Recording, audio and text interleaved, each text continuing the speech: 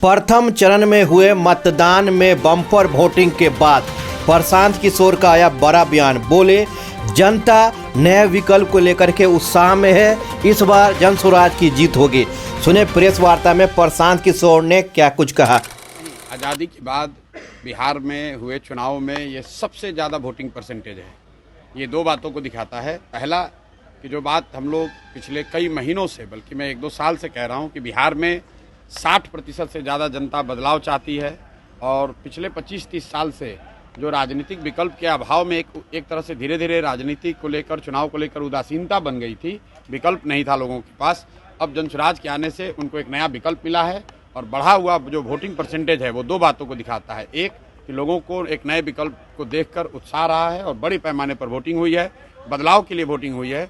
और दूसरी बात, जो बड़े प्रवासी मजदूर हैं जो बहुत बड़ी संख्या में छठ के बाद रुके हुए हैं, उन्होंने अपना और अपने परिजनों का, अपने मित्रों का जो वोट कराया है उसने सबको सरप्राइज किया है। और जितने लोग ये बैठे हुए थे कि महिलाओं को 10,000 पैसा मिल गया और उसी से हम लोग जीत जाएंगे, इन चुनाव में महिलाएं तो हैं ही, लेकिन महिलाओं से बढ़कर प्रवासी मजदूर एक्स फैक्टर है। इस चुनाव का एक्स फैक्टर प्रवासी मजदूर हैं।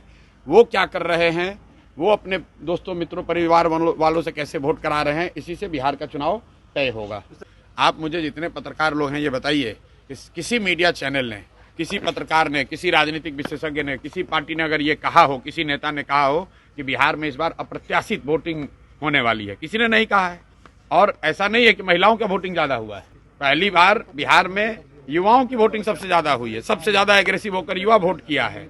तो अगर युवा वोट कर रहा है तो अपने भविष्य के लिए वोट कर रहा है, बिहार में बदलाव के लिए वोट कर रहा है, बेहतरी के लिए वोट कर रहा है। स्टेटस को के लिए इतना बड़ा वोट पड़ना यूजुअली संभव नहीं है। 1-2 अपवाद हो सकते हैं, लेकिन जहां कहीं भी पिछले 20 वर्ष में इस तरह से बढ़ चढ़ कर वोटिंग हुई है, वहां इनकम्बेंट पार्टियों को, सरकार को खामियाजा भुगतना पड़ा। तो आप लोग कमेंट करके बताइए कि प्रशांत किशोर ने जो दावा किया है, बड़ी जीत का दावा किया, क्या लग रहा है प्रशांत किशोर कितने खरे उतरेंगे अपने जीत के दावे में? क्या लग रहा है? आप लोग कमेंट करके अपनी राय जरूर दें और देश दुनिया की खबरों के लिए जुड़े रहें हमारे साथ। आप सभी का बहुत बहुत धन्यवाद।